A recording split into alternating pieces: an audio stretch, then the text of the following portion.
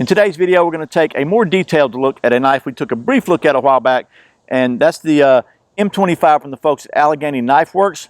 That's coming up on Survival on Purpose.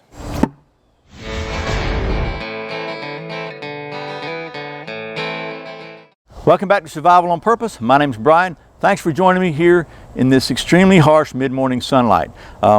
So the folks at Allegheny Knifeworks were kind enough to send me several knives so I could show them to you. We took a brief look at this one, kind of an introductory look, a while back, and really didn't do any work with it. We just kind of showed the knives and kind of introduced you to the company. But this is one of the knives they were kind enough to send me, and this is a really nice little EDC general use camp knife.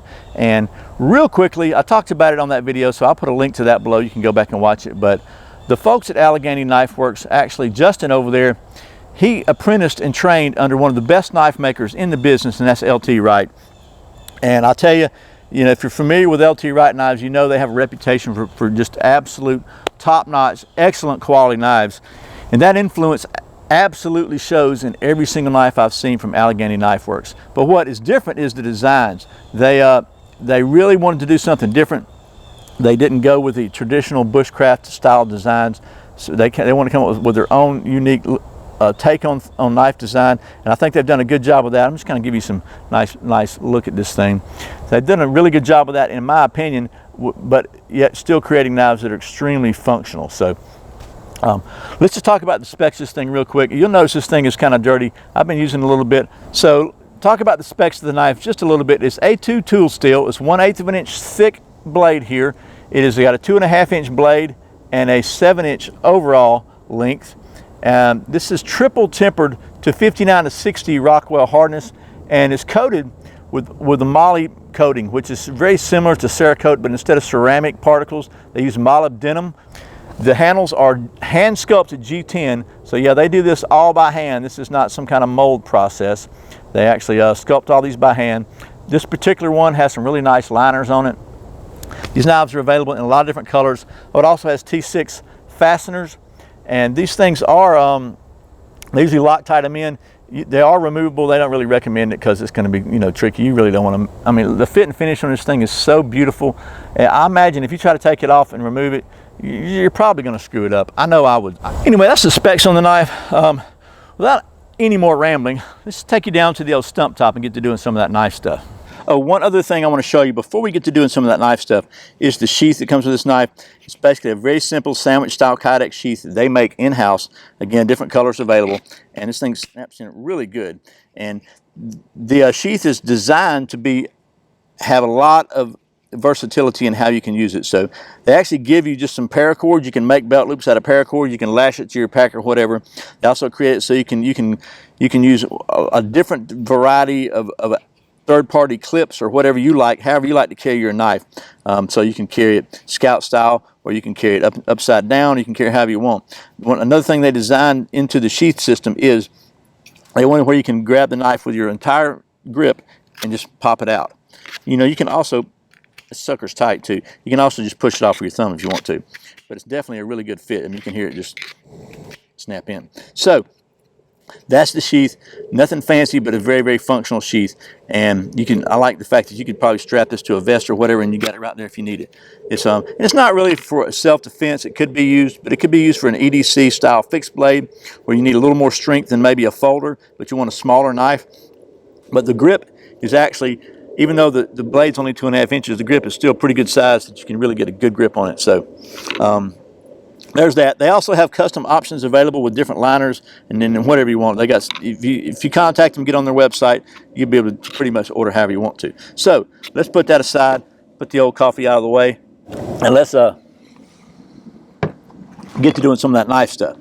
Okay, so this being a 2.5 inch blade, probably not going to be, it's not going to be something really designed for batoning. But you know me, right? So we'll just take something small here and try this with it. How about this? We'll just see if we can split this thing.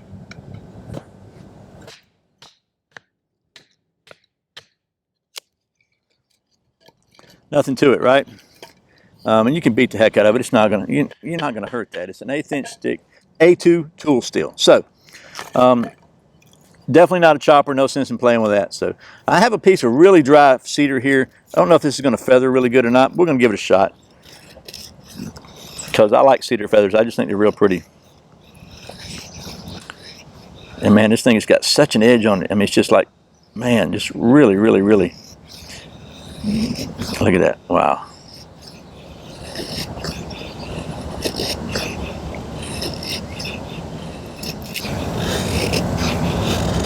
It just glides down the wood. You don't have to really put any pressure on it.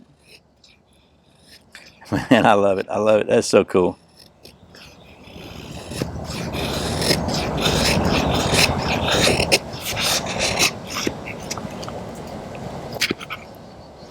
There's some cedar. Let's try some old poplar. This is pretty old poplar here. I think this is poplar. Let's try this. Let's split this out too.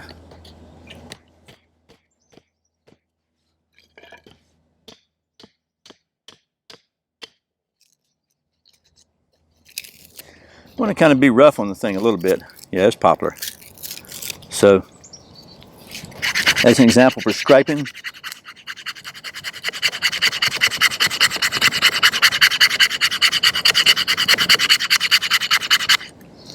pretty good scraping on the spine there. Let's just see what it should do with some feathers on this old poplar.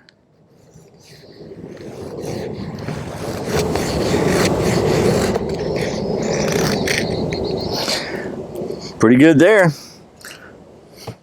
Okay, so pretty good job on the feathers. You know, I have a real hard time making a video without some fatwood in it, so we're going to give that a shot next here. We'll try to spine this thing first with some scraping to see how well it scrapes some fatwood.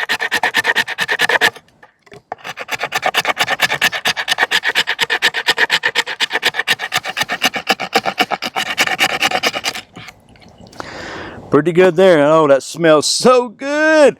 Okay, now got the old Schrade Super Jumbo Fire Steel here. This thing is getting a lot of airtime lately because I really like this. So this is kind of they sent this to me to test out and make sure I liked it. And wow, yeah, I like it. So we'll go ahead and we'll start. Well, let's just try with no fatwood and see how well this old cedar catches.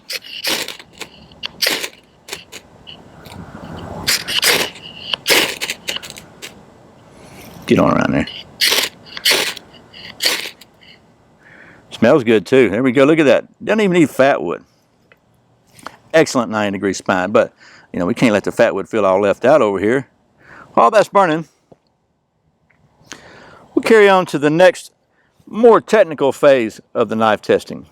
Okay, well, as you know, here at Survival on Purpose, we pride ourselves on maintaining the absolute most high-tech, state-of-the-art testing facility possibly in the entire knife industry. And we do that so that we can make sure we do a complete, thorough, scientific testing of every blade. And one of the critical components we always like to test on all fixed blades is the balance of the knife, because balance is so important when you're trying to use this thing for everyday tasks, which this is pretty much an everyday task kind of knife. We're here at the balance testing facility, so let's take a whirl at it.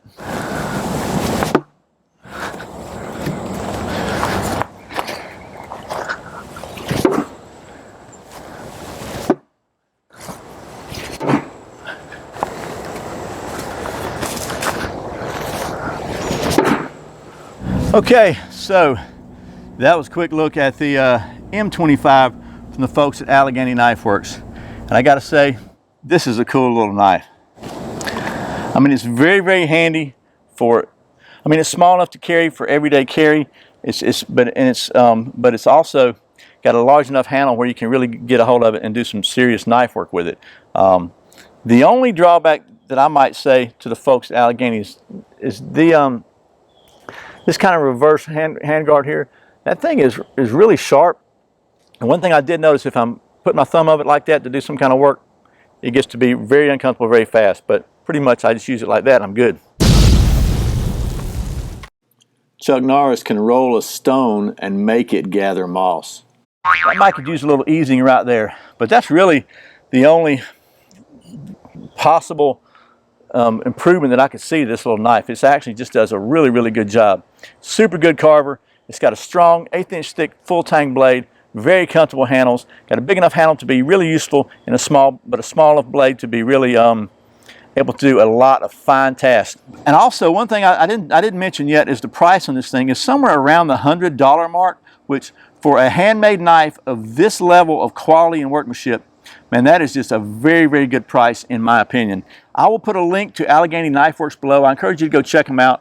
If you know, they've got a lot of different style knives, a lot of different size knives, and if you see something you like, but maybe you would like to tweak it this or that, they can do that for you also. So anyway, thanks again to the folks at Allegheny Knifeworks for sending me this so I can show it to you. And as always, thank you for watching Survival on Purpose. Thanks for subscribing, thanks for clicking that thumbs up, for sharing this video with all your friends, and thanks for doing all your Amazon shopping through the Survival on Purpose links. I really appreciate the support. Once again, my name's Brian. You're watching Survival on Purpose. Remember, survival's not an accident, so be prepared. I'll see you next time.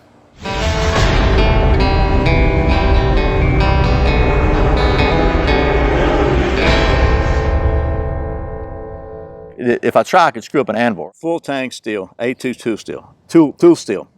These little ones are kind of tough to calibrate.